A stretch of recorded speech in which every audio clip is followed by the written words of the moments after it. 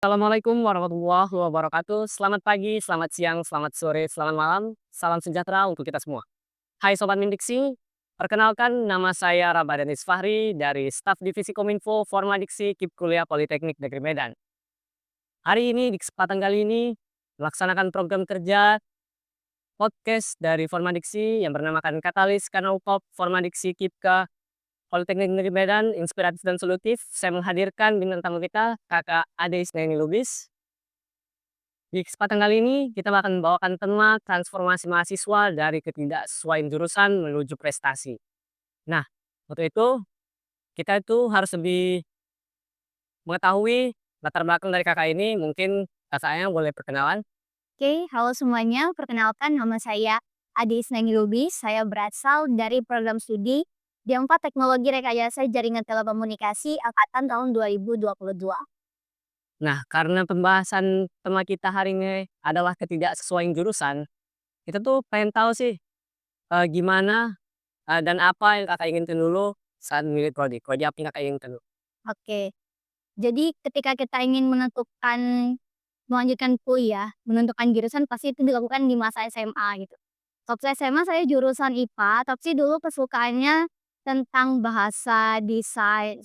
Cuman karena mengingat eh, kalau dulu mau masuk kuliah kan harus sejalan nih, IPA IPA gitu kan, IPS IPS. Kalau misalnya mau nyoba ke IPS, dia harus belajar lagi tentang IPS kan. Jadi mau coba menyaja, jadinya pilih ke jurusan yang menyangkut sama IPA yaitu tentang telekomunikasi ini. Sebenarnya kemarin pengennya desain bahasa gitu. Kalau dari sesuai minat kakak tuh, desain atau bahasa, kira-kira apa yang kakak inginkan pada saat itu? Jurusan Jurusannya pengennya sastra Indonesia sama seni budaya, aduh. religius. Eh, kan kakak udah mengetahui nih, pada saat itu apa yang kakak dapat tidak sesuai dengan apa yang kakak minati. Nah, kapan sih pertama kali kakak sadar kalau eh, apa yang kakak dapat itu mulai nggak sesuai sama yang kakak minat? Oke, sebenarnya kan udah sadar nih dari awal udah salah milih ternyata lulus di jurusan Elektropolimer tepatnya di Teknologi Rekayasa Jaringan Telekomunikasi.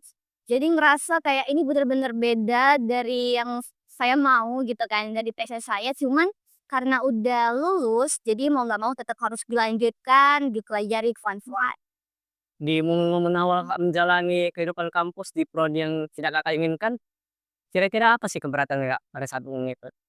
Keberatannya pasti ngerasa asing sama mata kuliahnya gitu kan kayak itu suatu tantangan sih sebenarnya, apalagi temen-temen yang berada di kelas itu rata-rata jurusan SMK, SMK TKJ, SMK yang memang selinear sama jurusan. Tapi kan kita di sini ngerasa, aduh, kok mata kuliah ini tentang listrik, tentang komponen-komponen cuman ya pasti tetap pelan-pelan dipelajari, dicari tahu dulu gitu. Ini ternyata jurusan ini mata kuliahnya ini gitu. Waktu sadar menjalani hal-hal yang berat itu, pernah nggak kakak kepikiran kayak pengen tuh pindah jurusan atau bahkan berhenti kuliah gitu? Pasti. Kalau untuk berhenti kuliah enggak kan, karena kan kita masuk kuliah juga penuh perjuangan, proses panjang, ada biaya juga. Cuman paling dalam menjalanin salah jurusan ini paling ketika belajar sempat mikir, "Entar mau kerja apa? Entar cari kerjanya gimana ya?" Soalnya kan itu bukan bidangnya kita. Cuman, pelan-pelan ketika banyak dosen sharing, melihat teman-teman kating-kating, bahkan teman-teman yang selinear sama jurusan, mereka sering-sering tentang ternyata di jurusan ini banyak loh prospek kerjanya, kita bisa pilih sesuai, yang kita agak minat gitu. Waktu mengalami struggle, keberatan gitu Kak, di momen itu siapa sih yang paling bisa memotivasi Kakak, memberi semangat gitu Kak? Kira-kira atau teman, atau orang tua, atau diri Kakak sendiri? Oke, mungkin yang paling utama diri kita sendiri gitu kan, karena kita yang memilih jurusan secara sadar, kita memutuskan untuk melanjutkan, nah kita dari diri sendiri sadar bahwasanya, ini udah pilihan kita, maka mau nggak mau tetap harus dijalanin gitu kan. Sebenarnya pilihan kita ada 2 tetap melanjutkan atau berhenti gitu kan. Cuman kan selalu berhenti, pasti ada resiko-resiko gitu yang kita nggak tahu sedetilnya. Tapi kalau misal kita lanjutkan, kita udah tahu jelas nih, oh kita jurusan ini, atau kuliahnya juga udah banyak, udah ter-skill gitu kan, kita tinggal mau pelajarinya. Terus juga keluarga saling support gitu kan, apalagi, fasilitas yang dikasih sama keluarga kan nggak mungkin kita sia-siakan gitu. Setelah mengalami proses berat, bagaimana Kakak itu mencari peluang untuk tetap bisa mencapai prestasi tuh? Oke.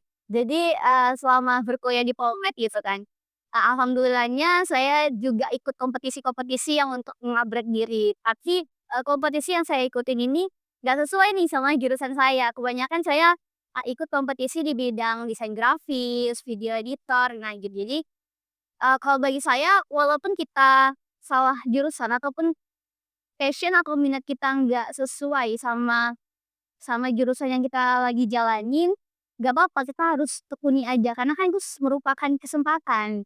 Jadi tetap harus semangat coba kesempatan-kesempatan yang bisa jadi bermanfaat untuk kita, contohnya dapat prestasi gitu. Soalnya saya cukup tertarik. Jadi sebelum kegiatan ini, saya tuh kan melakukan survei gitu kan, Kak. Saya melihat di akun Instagram Kakak, ada Kakak mengikuti lomba news anchor, Oi, ada saya melihat Kakak tuh juara desain poster juga ya kalau nggak salah ya, juara satu. Kayak merasa tertarik banget gitu dengan Kakak pada hari ini. Kayak orang yang awalnya salah jurusan bisa gitu mengendalikan dirinya menuju hal yang bahkan lebih baik yang nggak bisa dibayangkan seperti itu. Kalau dari Kakaknya orangnya mengikuti organisasi kampus ya, Kak? iya ikut organisasi kampus. Seberapa besar sih peran Kakak di organisasi kampus? Bahkan apa sih impact-nya ke kehidupan Kakak dalam berprestasi gitu, Kak? Nah, jadi kalau orang bilang kayak organisasi itu tempat untuk upgrade diri, berkembang, itu benar. Jadi, kalau kita milih organisasi yang tepat dan kita bisa memanfaatkan organisasi tersebut untuk kita berkembang, itu bakal banyak manfaatnya ke kita. Jadi saya selama berkuliah di Polmed mengikuti organisasi dari sejak semester 2. Pertama itu jadi staf Kominfo di Badan Eksekutif Mahasiswa. Kominfo kan, tugasnya terus bikin poster, spanduk gitu-gitu kan. Nah, jadi pada saat, menjadi atau bergelut di bidang organisasi, saya terbiasa banyak belajar gitu banyak belajar, banyak pengalaman di bidang desain gitu kan. Kemudian di tahun 2023 lanjut lagi menjabat sebagai Menteri Kominfo gitu kan, ketua divisinya. Itu juga, belajar lagi kan, apalagi belajar kepemimpinan juga sama staf-staf begitu. Jadi, selama kita berorganisasi itu merupakan wadah kita untuk berkembang. Jadi, saya, di organisasi di bidangnya Kominfo gitu kan, tentang desain-desain. Jadi ketika di luar organisasi, kompetisi yang saya ikutin juga di bidang itu gitu. Jadi, itu bener-bener organisasi membawa banyak manfaat gitu kan. Kemudian setelah dari BEM saya juga menjadi koordinator profesi dan Domon FKMPI Sumut. Kemudian saya juga, di SRE, Society of Renewable Energy menjadi manajer sosial media dari tahun 2024 hingga saat ini. Kemudian saya juga tergabung dalam GENDI, penerima beasiswa Bank Indonesia selama tahun 2023, 2024 itu juga saya, ada GENDI kan, ada komisi GENDI bergerak di bidang publikasi dan sosialisasinya juga gitu. Jadi benar-benar semua organisasi yang kita ikutin kalau kita bisa ngambil manfaatnya, itu bisa berguna selain di organisasi itu. Contohnya di kompetisi, banyak menangkan lomba-lomba poster gitu. Kemudian alhamdulillahnya pada tahun 2024 saya berhasil menjuarai juara 2 mahasiswa berprestasi tingkat Polmed semester 4. Sangat menarik sekali ya prestasi Kakak ini. Saya juga melihat Kakak ini ada bikin akun khusus gitu, Kak. Ya Kak taruh di bio Instagram, akun khusus untuk portofolio. Bener, Saya melihat cukup menarik sekali. Ada desain desain poster itu ya? desain poster.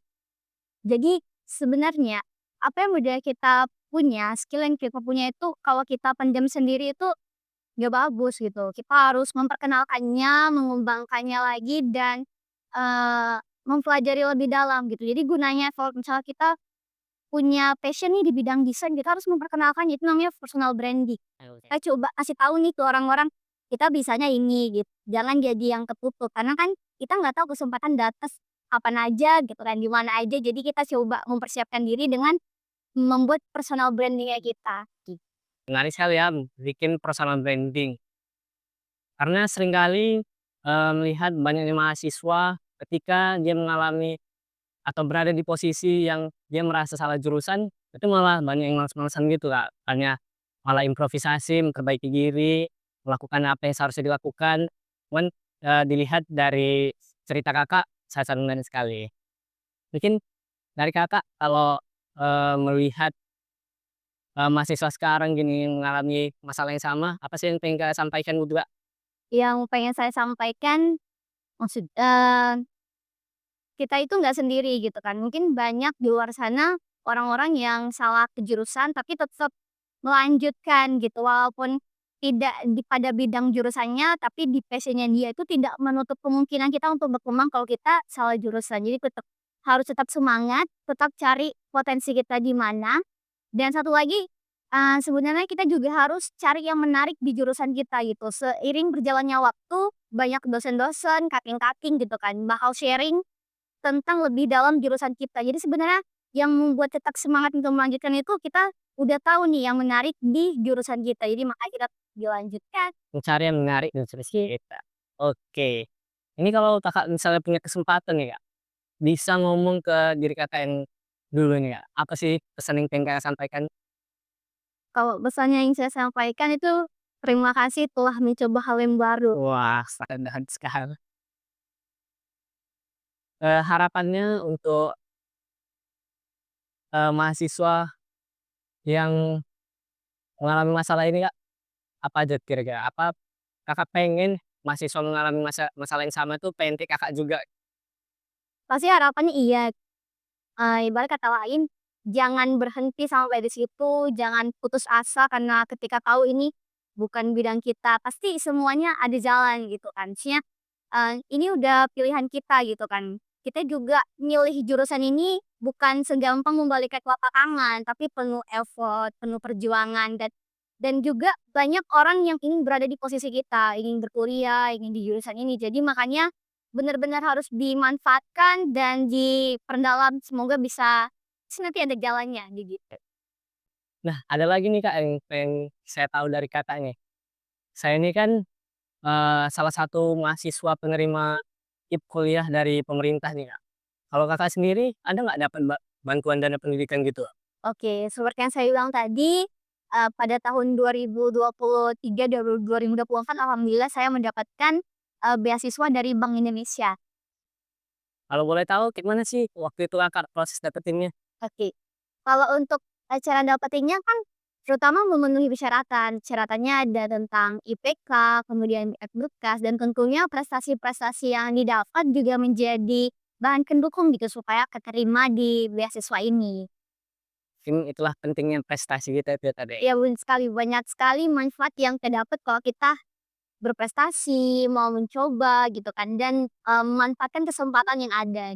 Mungkin cukuplah tadi kita mendengarkan, eee, cerita yang cukup inspiratif dari narasumber kita pada hari ini. Saya pengen minta nih satu quotes yang bisa Kakak sampaikan kepada para penonton kita nih. Oke, mungkin quotes yang bisa saya berikan gitu kan menyangkut dengan tema hari ini, yaitu salah jurusan tapi tetap bisa berkembang. Saya udah pernah dengar satu quotes bahwasanya, "Tuhan nggak akan salah dalam memilih pundak." Jadi ketika apa yang udah ditakdirkan kepada kita, sebaik-baiknya kita usahakan untuk melakukan yang terbaik. Apalagi menjadi seorang mahasiswa itu banyak diimpikan oleh banyak orang gitu. Jadi sehingga kita harus memanfaatkan hal ini dengan sebaik-baiknya. Ketika kita jadi seorang mahasiswa, ada banyak hal yang dapat kita dapati, mulai dari pembelajaran, kemudian pengalaman, organisasi, kesempatan-kesempatan untuk kita coba kompetisinya, baik itu dalam skala lokal, nasional, hingga internasional. Untuk kedepannya itu akan menjadi jenjang karir kita, tentunya akan sangat banyak manfaatnya untuk kita kalau kita bisa memanfaatkannya dengan baik dan mempergunakannya dengan baik. Dari cerita Kakak ini kita bisa belajar, bagaimana kesalahan jurusan terlahir dari segala kesulitan, itu tidak memberikan jalan buntu untuk kita, tapi menuntun kita pada tantangan baru yang membawa kita, memberikan potensi terbaik pada diri kita. Mungkin itu saja untuk podcast kita pada hari ini. Terima kasih buat teman-teman yang sudah menyaksikan podcast pada hari ini hingga selesai. Terima kasih. See you Sobat Mendiksi.